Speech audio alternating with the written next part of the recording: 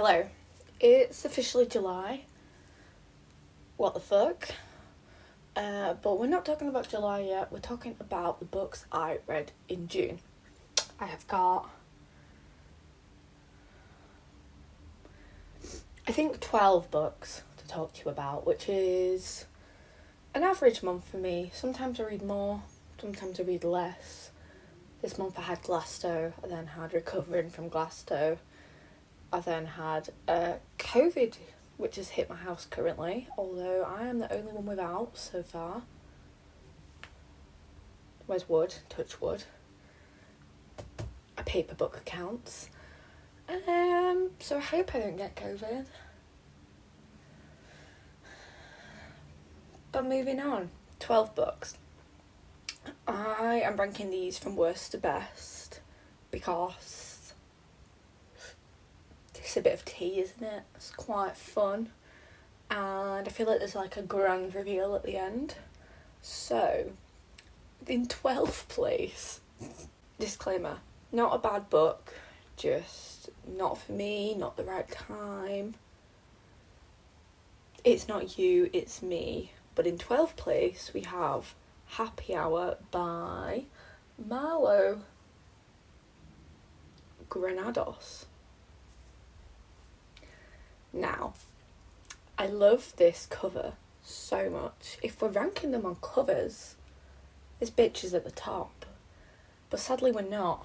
Oh, I've got water on my arm. Ah, yes. I used this as a rest for my frappe. Whoops. Yeah, love the cover. Book, I just couldn't get into it. So, and I'm going to have to look at the blurb for this because I just couldn't get into this. I couldn't follow it, and I'm still not sure what the blurb was. To me, some pals went for brunch and moaned, but like not in a good way. That sounds ideal usually, but I was not feeling this.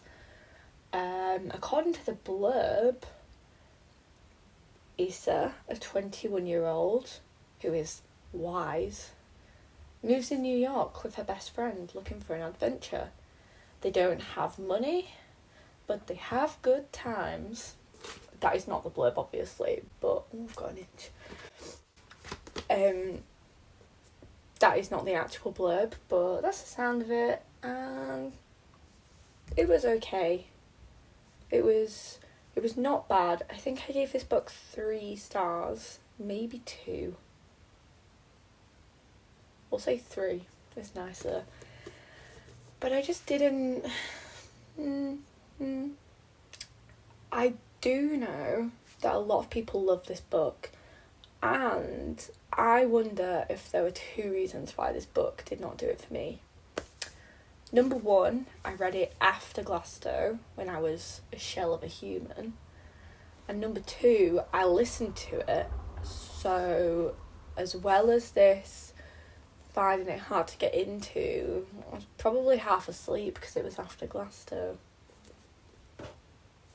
Round of applause for a great book reviewer. Yes. But that's Happy Hour. You might love it, still read it. And next, a controversial one, we have got Station 11 by Emily St. John Mandel. I was so excited for this book, but I ended up not finishing it. Now, I know when I say I didn't finish this book, that could seem very extreme, but hear me out. This was a great book. It was about an apocalyptic setting. We were preparing. We had more supplies than COVID, which in the UK it was bleak. But I couldn't get into it again. And there's a common theme. I think it was the audiobook. I think I was trying to listen to audiobooks when my brain was fried, whereas I think reading on paper is easier to follow the story. So I didn't finish this because I want it to be amazing. I want to reread it and I want to fucking love it. So, not right now, but I think I'm going to read it next month. So, not a bad book. Okay. Next up, we have got Happy Stories Mostly by Norman Erickson. Pasaribu,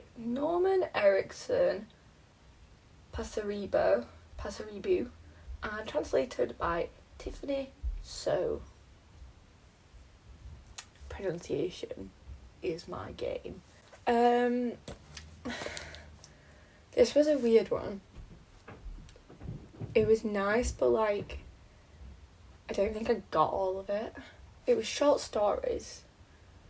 Some of them were 1 page long. Some of them I was like, ooh, how quirky. Others were like 20 pages long, and I was like, ooh, quirky again. But quite a lot of them I just didn't get. And I was like, oh, I'm not sure on this one. Some good, some bad.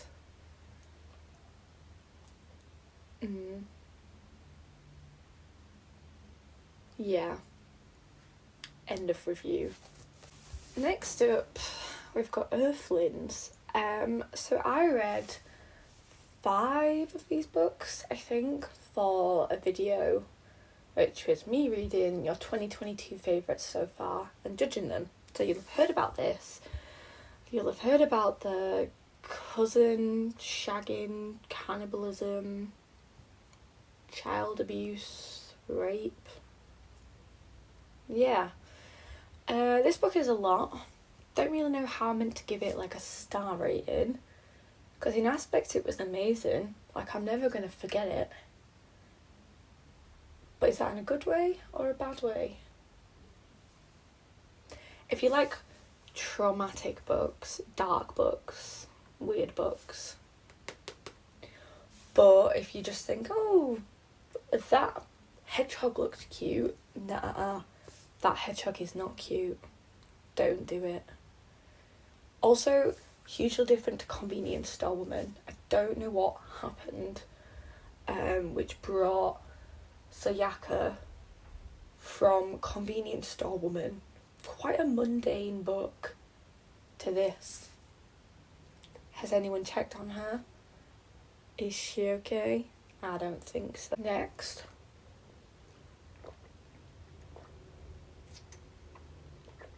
This was nice for a sip, but like, it's really sweet.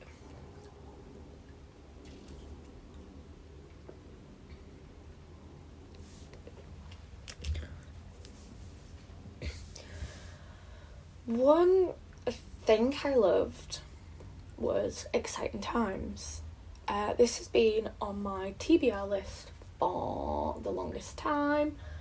And then I found out it was LGBT, and I was like, yeah, you know what? Pride Month, rainbows. I'll just actually read it this time. It's about a woman who is bisexual, who is dating a bit of a dickhead, a very privileged and annoying dickhead. And the whole book is like very middle class, so my life is so hard. But I do like it. I like this book. I specifically liked the audio for this book. It was a really easy listen and generally good. And the book's got a cutout, which is something that excites me. So yeah, nice book. Another nice book. Here we have got Emily Henry's You and Me on Vacation. This is another one which somebody told me was their favourite of 2022, so I gave it a read. It was really nice. I don't usually read romance, and this was very much romance. It was an easy read. It was very positive. In times it was very cheesy. I think at one point OMG was like actually said, written in phonics. OMG. But like, I did like it. I think when I settled into the fact that this is just a nice, easy read, You know, you're not going to get punched in the last 3 pages.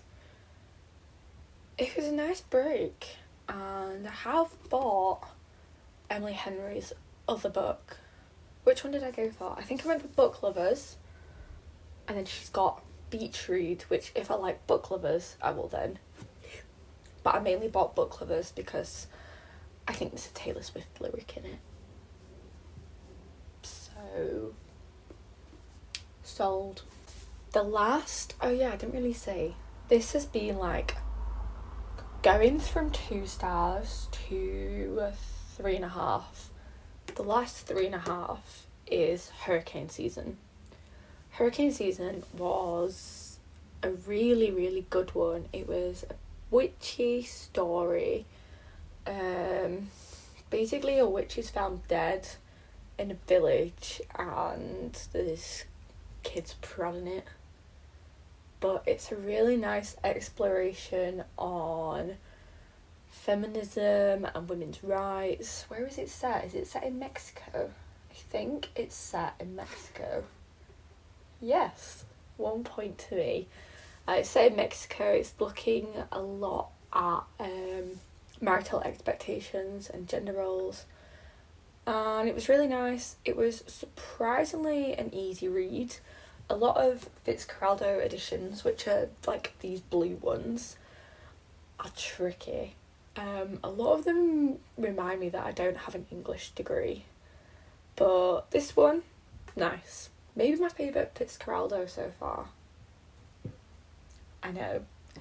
Big news. Actually not that big. I think I've read like 2. But decent.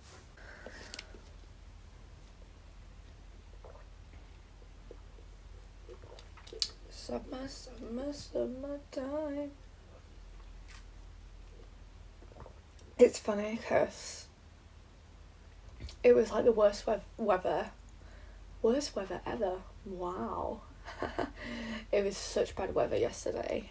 We went to walk Dobby, my baby, my dog, and had to stand under some trees in like pure shelter because the rain was bouncing. It's July. But I say that, it has been quite nice this month in some aspects. I went for my first wild swim. I like outdoor swimming. Although it's a bit dirty in that pond. But it was good. It was warm. Believe it or not, I got a bit of a tan from Glastonbury.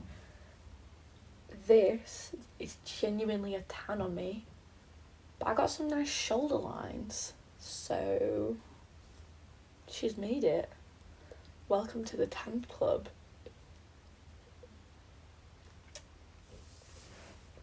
What else this month? Don't feel like I've done a lot of work, which is quite concerning. A PhD thesis is due in October. Oh, actually, I've done a decent bit. I've just been at Glasstone, yeah. I'm going to leave this, like, mother's meeting for when the camera's not on.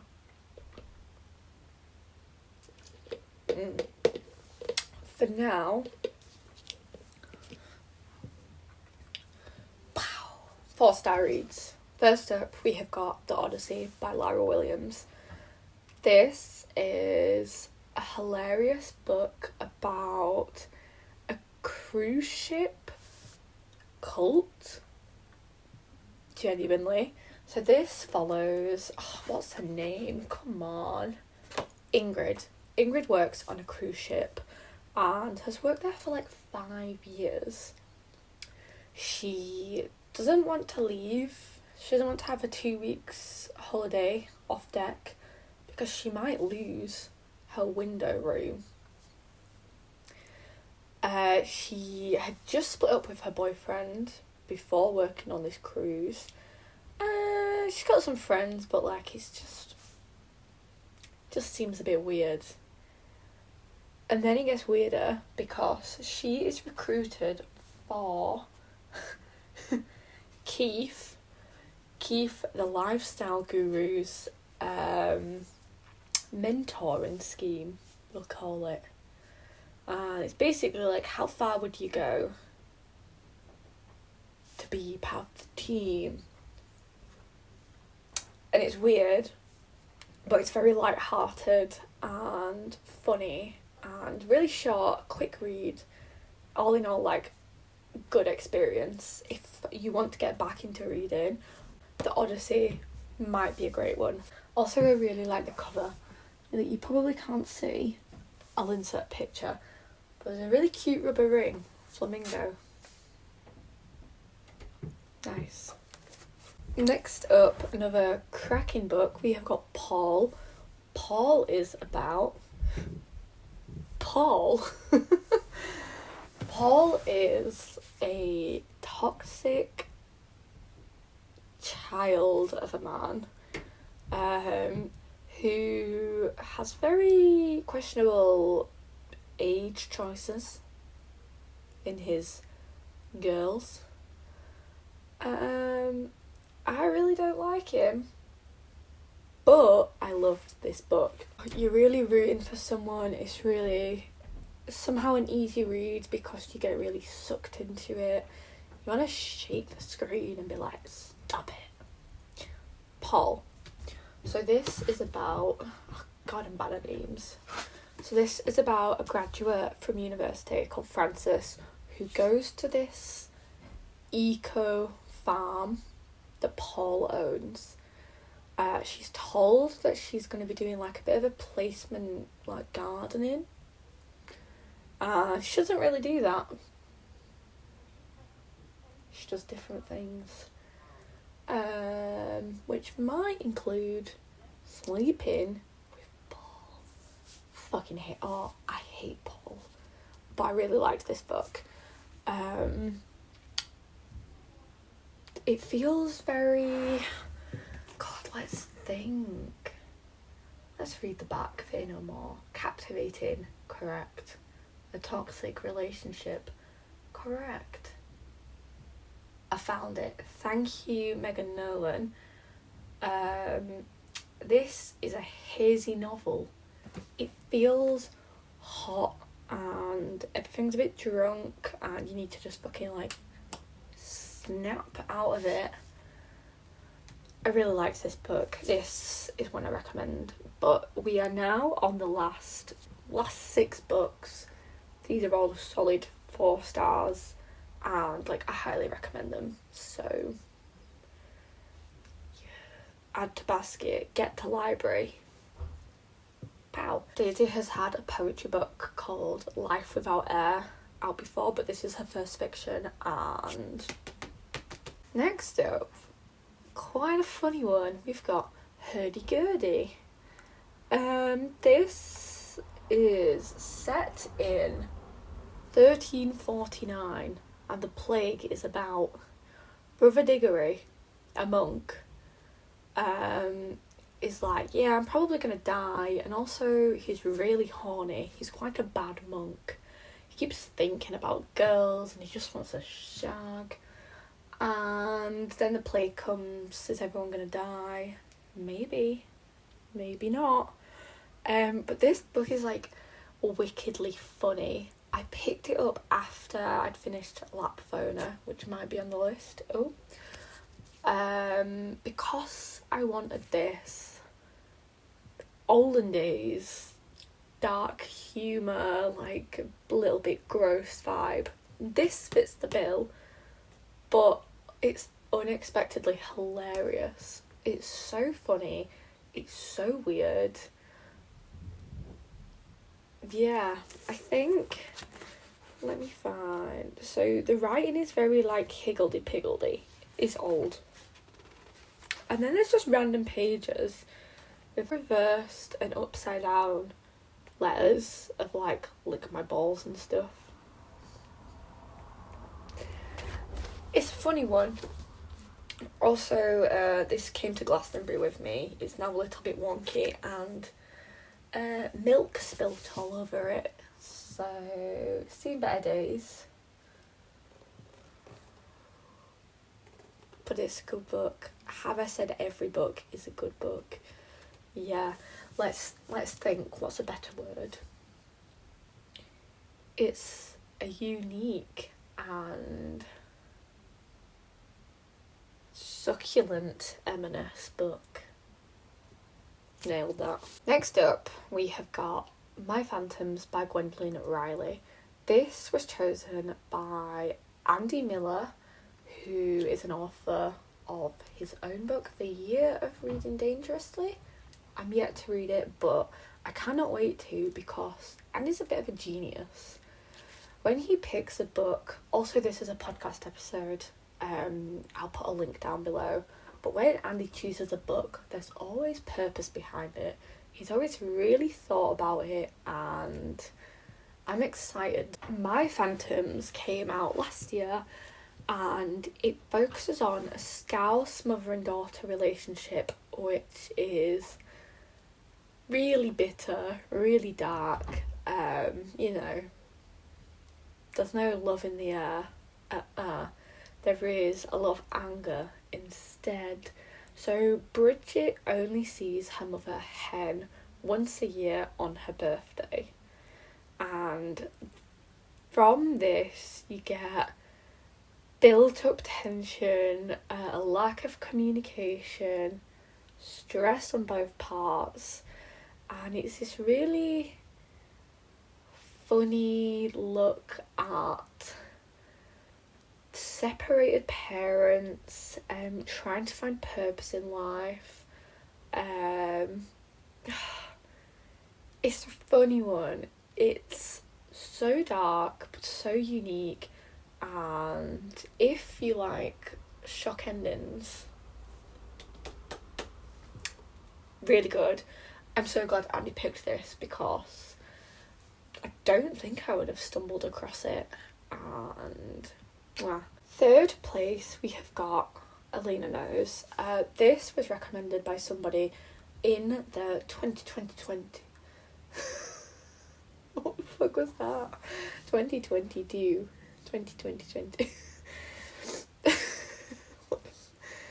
I just don't know the year at the moment. Elena Knows was recommended by someone in the 2022 faves so far video, and I liked this book then, but this book has really grown on me over time. It's trying to work out if a death was suicide or not, but I think the reason I love this is because it looks at chronic illnesses in a really powerful way, and it also looks at abortion rights, which are obviously hugely relevant at the moment with the overruling of Roe versus Wade. If you want non-fiction recommendations, my last video is full of them, but for now this is a nice fiction which shows how religion can impact one's views on the matter. That's all I'll say. Another one which was for that 2022 video, you have got good taste, because Almond was amazing. I fucking loved this book. This book is about a boy who finds it really hard to experience emotions and read emotions. It's a condition called alexifema. Alexithymia, the inability to identify or express one's feelings, is a mental disorder first described in the 1970s. So this book looks at a boy who loses most of his family in quite a traumatic death, but he is kind of unable to feel grief. And he makes some friends, he goes by it alone, he finds a kind of like parenting figure, and maybe has a crush, and it's beautiful. It's so nice, and 5-star. This is one of 2 5-stars. Big 5-star. And so that means there's one book left, which I bet you can guess. Yeah, that's right, baby. I love flaphona. I am in my flaphona phase and I love it.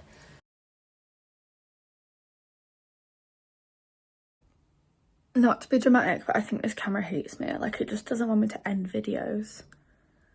Which is fine, because I'm shit at ending them, but it's also a little bit rude. So, this is my current read. I want to die, but I want to eat tteokbokki. While you browse the 12 books I've read and like the video and comment on the video, favourite reads of last month, maybe even share the video. I know, she's fucking going wild. I'm gonna read this. Have a nice weekend or weekday. That covers all bases. Yeah. Goodbye. Ciao. Oh, look at my eyeliner. She fucking killed it. Mwah. Bye.